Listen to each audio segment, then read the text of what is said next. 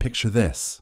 You are standing in the gilded halls of Stockholm's royal palace in 1654, your breath forming small clouds in the bitter Swedish winter air.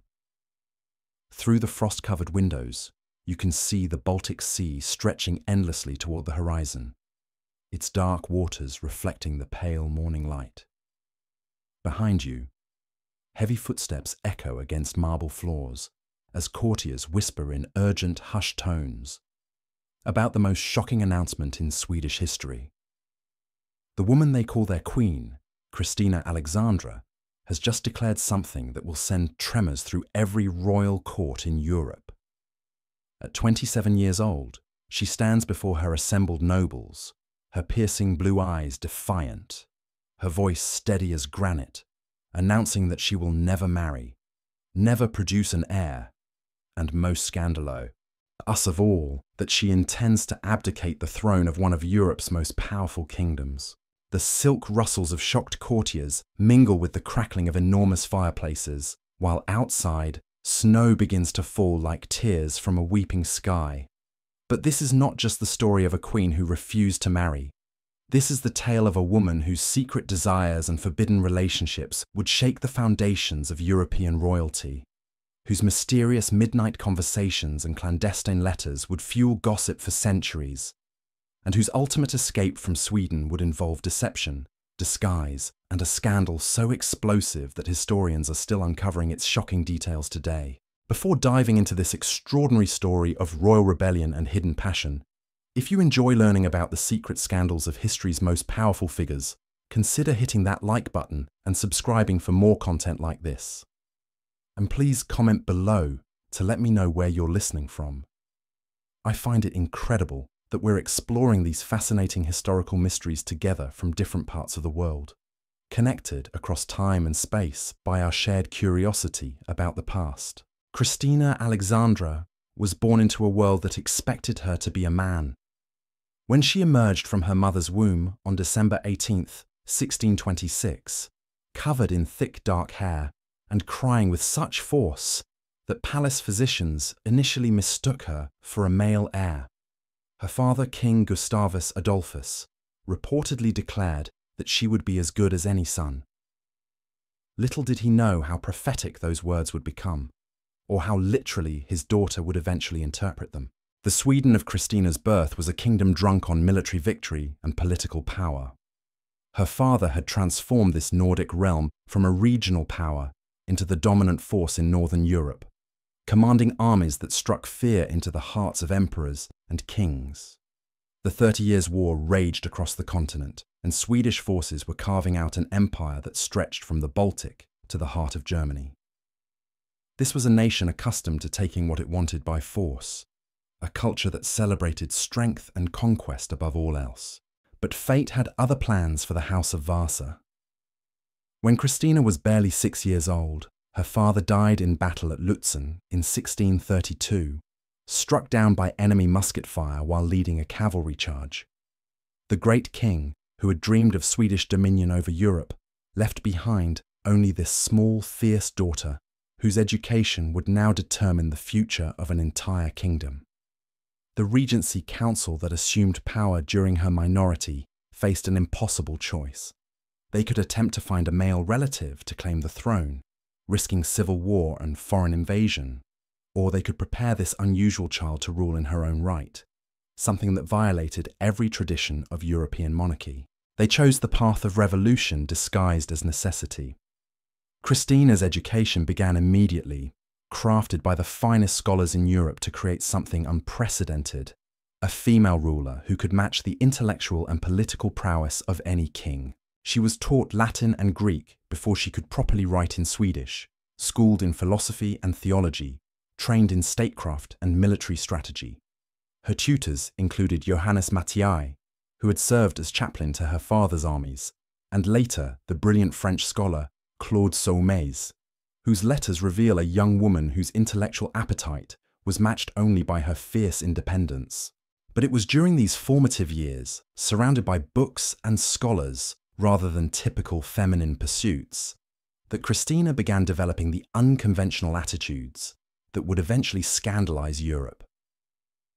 Palace records from the 1640s describe a teenage queen who preferred men's clothing for comfort during long study sessions, who demanded to be addressed using masculine titles during state meetings, and who showed absolutely no interest in the marriage negotiations that consumed every other European princess of her generation. When Christina assumed full royal power at 18 in 1644, Sweden was still engaged in the devastating conflict that had defined her childhood. The 30 Years' War had dragged on for over 2 decades, consuming resources and lives at an unsustainable rate. Other rulers might have sought quick peace to preserve their kingdom's strength, but Christina demonstrated the strategic brilliance that her tutors had carefully cultivated.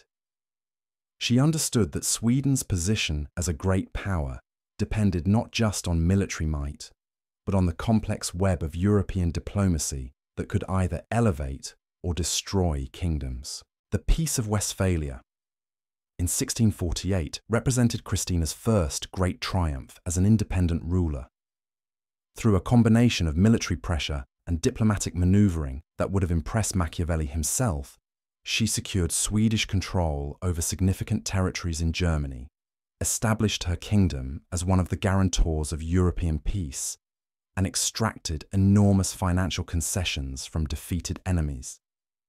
Sweden emerged from the war not weakened, but strengthened, with Christina recognized throughout Europe as a formidable political mind. Yet even as she celebrated these victories, the young queen was wrestling with personal conflicts that would ultimately prove more challenging than any military campaign. The Swedish court of the 1640s was a hotbed of political intrigue and personal ambition, filled with noble families vying for influence and foreign ambassadors seeking advantage. In this environment, Christina formed relationships that would fuel decades of speculation about her true nature and hidden desires. The most significant of these relationships was with Ebba Sparre, a stunningly beautiful young noblewoman who served as one of Christina's ladies-in-waiting. Contemporary accounts describe Ebba as possessing an almost ethereal beauty, with golden hair and pale blue eyes that seemed to capture light like precious gems. But more important than her physical appearance was her sharp intelligence and fierce loyalty to the queen. Palace servants reported that the 2 young women spent countless hours together, sharing meals, studying together late into the night, and taking long walks through the royal gardens while engaging in intense conversations that no one else was permitted to hear. The relationship between Christina and Ebba quickly became the subject of whispered speculation throughout the Swedish court. Foreign ambassadors wrote carefully coded letters to their home governments, describing the unusual intimacy between the queen and her favourite attendant. French diplomatic correspondence from this period reveals growing concern about Christina's apparent disinterest in marriage negotiations, with one ambassador writing that the queen seemed to find more pleasure in the company of her ladies than in the prospect of any husband. But Christina's relationships extended beyond the confines of her immediate court. She had begun corresponding with some of the most brilliant minds in Europe, engaging in philosophical discussions that revealed a woman struggling with questions of identity, purpose, and desire that went far beyond typical royal concerns. Her letters to French philosopher René Descartes, whom she eventually convinced to visit her court in Stockholm, reveal a woman grappling with fundamental questions about the nature of human existence and the constraints imposed by social expectations. These intellectual pursuits provided Christina with a framework for understanding her own unconventional nature. But they also exposed her to ideas that were considered dangerous by the conservative Swedish nobility. Her growing interest in Catholic philosophy, her questioning of traditional gender roles, and her increasingly open disdain for marriage were creating tensions that threatened to destabilize her reign. The same nobles who had accepted her rule as a necessary evil were beginning to question whether this strange intellectual queen was truly fit to lead their warrior kingdom. As Christina entered her 20s, the pressure to marry and produce an heir became overwhelming. Every European court had eligible princes eager to align themselves with Swedish power, and her own nobles were growing increasingly desperate for assurance about the royal succession. Marriage negotiations became a constant feature of court life, with ambassadors arriving regularly to present new proposals, and Christina finding increasingly creative ways to delay or deflect these unwanted suits. The Queen's resistance to marriage was not merely personal preference, but a fundamental rejection of everything that royal marriage represented. She understood that accepting any husband would mean surrendering the independence she had fought so hard to maintain, submitting to a man who would expect to rule through her, and reducing herself to a vessel for producing male heirs. The very idea filled her with a revulsion that she struggled to explain even to her closest confidants. Meanwhile, the Queen's inner circle was witnessing behaviour that would have shocked even the most liberal European courts. Christina had begun hosting elaborate evening gatherings in her private chambers, events that she called her philosophical salons, but which bore little resemblance to the intellectual discussions that name might suggest. These gatherings included a carefully selected group of young noblewomen, foreign scholars, and visiting dignitaries who shared the Queen's unconventional interests and discretionary silence. Contemporary accounts from palace servants describe these evening assemblies as unlike anything previously seen in Swedish royal history. The Queen would appear dressed in men's clothing, complete with doublet and hose, her hair cropped short in masculine fashion. She would engage her guests in discussions that began with philosophy and theology, but gradually shifted toward more intimate topics. The wine flowed freely, inhibitions dissolved, and the boundaries between intellectual discourse and personal confession became increasingly blurred. Ebba Spare was always present at these gatherings, positioned at Christina's right hand like a consort rather than a servant. Palace guards stationed outside the Queen's chambers reported hearing laughter that extended deep into the night, mingled with music and what sounded like dramatic performances.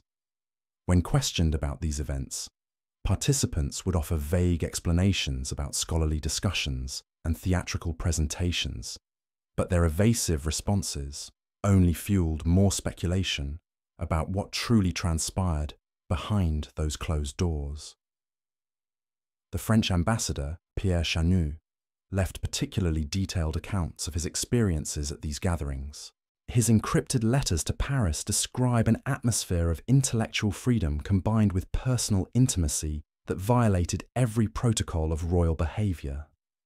He wrote of witnessing Christina embrace her female companions with an intensity that seemed to transcend mere friendship, of observing conversations about love and desire that would have scandalized any conventional court, and of participating in discussions about the nature of human sexuality that challenged fundamental assumptions about Christian morality. But perhaps most shocking to foreign observers was Christina's complete abandonment of feminine decorum in these private settings. She would sprawl in chairs with her legs spread like a man, gesture emphatically during arguments, and speak with a frankness about bodily functions and sexual matters that horrified diplomatic visitors accustomed to the refined delicacy expected of royal women. Her behaviour suggested someone who had rejected not just marriage, but the entire construction of femininity that European society had imposed upon her. These private gatherings were creating a parallel court culture that existed alongside, but separate from, the official Swedish monarchy. Christina was constructing a world where she could explore aspects of her personality and desires that were impossible to express in the formal environment of royal ceremony. But such freedom came with enormous risks.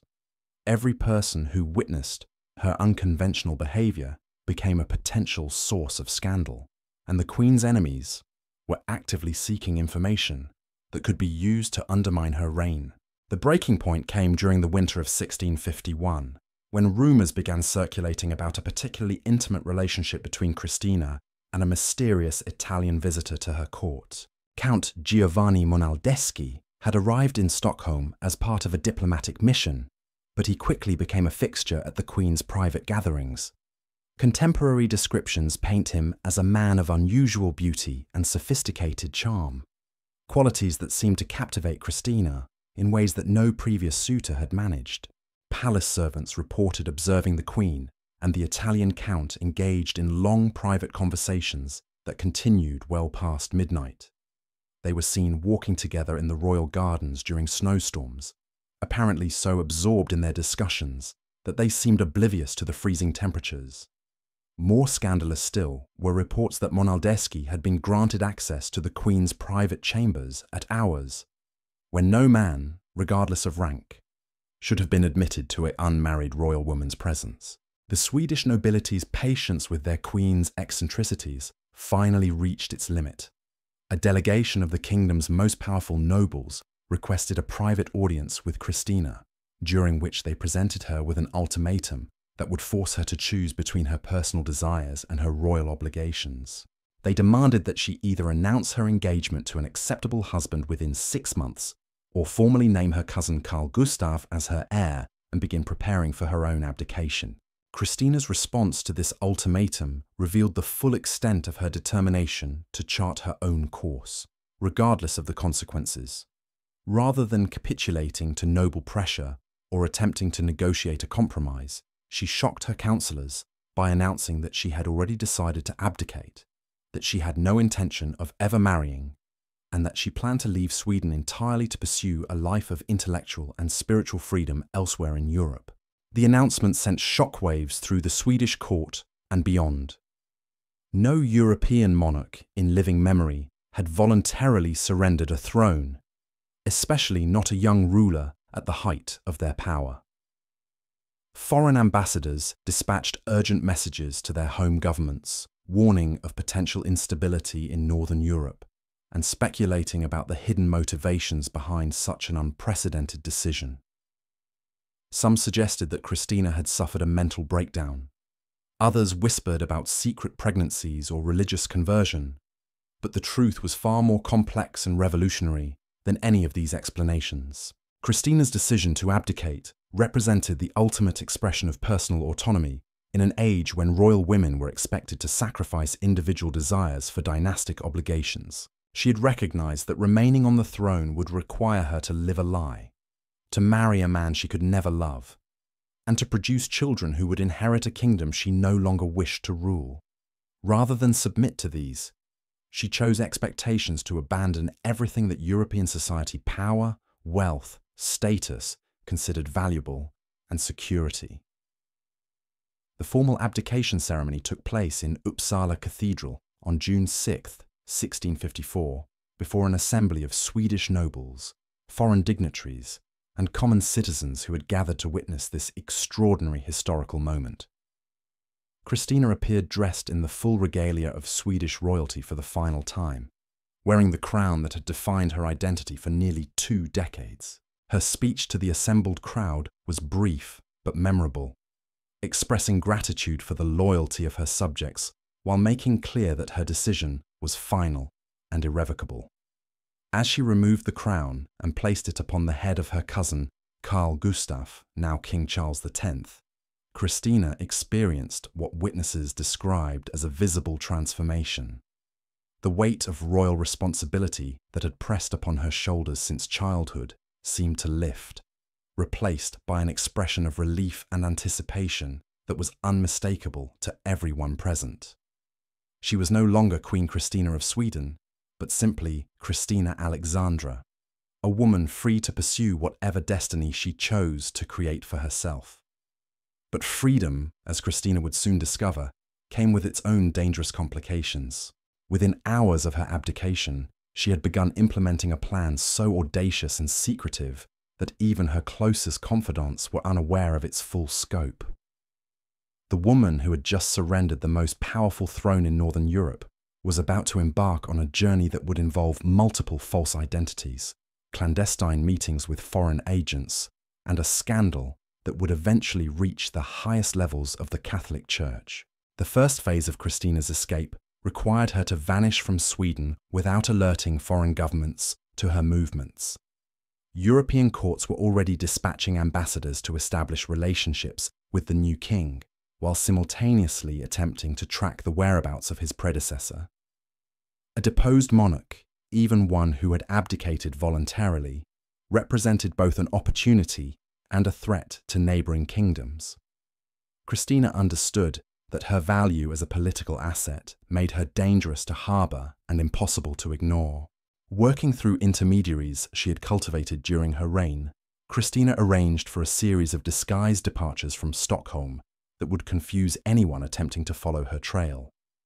On the night of July 15th, 1654, palace servants reported seeing a cloaked figure leaving the royal apartments and disappearing into the maze of narrow streets surrounding the castle. By morning, Christina Alexandra had vanished from Sweden as completely as if she had never existed. The transformation was remarkable in its thoroughness. The woman who had commanded armies and negotiated with emperors now travelled under the assumed identity of Count Donner, a minor German nobleman whose papers had been carefully forged by agents working for undisclosed foreign powers. Dressed in masculine clothing that she had perfected during her private gatherings, Christina discovered that adopting male identity provided not only physical disguise, but psychological liberation that exceeded her wildest expectations. Contemporary accounts from innkeepers and merchants along her route describe a young nobleman of unusual refinement, travelling with a small retinue of servants who seemed devoted to their master's privacy. The supposed Count Donner spoke multiple languages fluently, displayed knowledge of European politics that impressed fellow travellers, and possessed a cultured manner that suggested noble birth. None suspected that this elegant young man was actually the recently abdicated Queen of Sweden. Christina's destination was Rome, but her route there would involve stops in several European capitals where she had arranged secret meetings with figures whose identities would have shocked the Swedish nobility. Her first major stop was in Hamburg, where she was received by agents of Cardinal Mazarin, the powerful French minister who had been monitoring her situation for potential advantage. The meeting took place in a private residence overlooking the Elbe River, with Christina still maintaining her masculine disguise even in this intimate diplomatic setting. The conversations that occurred during this Hamburg meeting remained secret for decades, but surviving fragments of encrypted correspondence reveal that Christina was negotiating for more than mere safe passage through Europe. She was offering her services as an intelligence asset to foreign powers who could provide her with the protection and resources necessary to establish a new life outside Sweden. Her intimate knowledge of Swedish military capabilities, diplomatic relationships, and internal political dynamics made her extraordinarily valuable to any kingdom seeking advantage over northern European rivals. From Hamburg, Christina travelled south through the German states, her small party moving carefully to avoid the armies that still crisscrossed the continent in the aftermath of the 30 Years' War.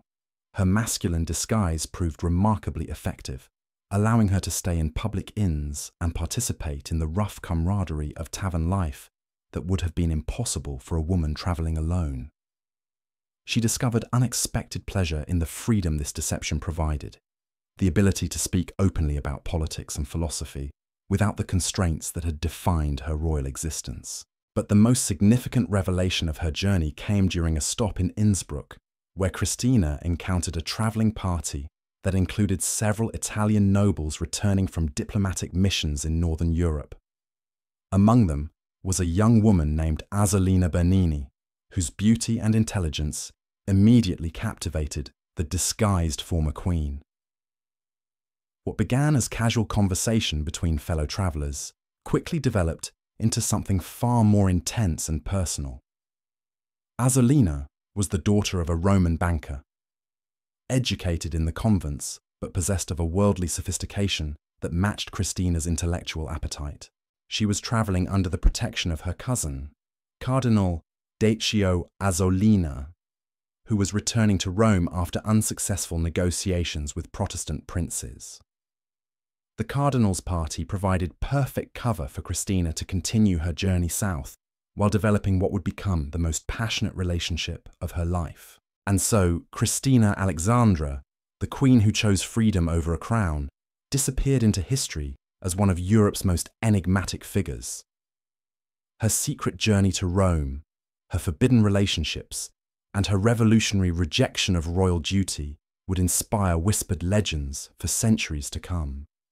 In the candlelit chambers of the Vatican, in the marble corridors where she would eventually make her final home, the woman who had once commanded the loyalty of an empire found something far more precious than power.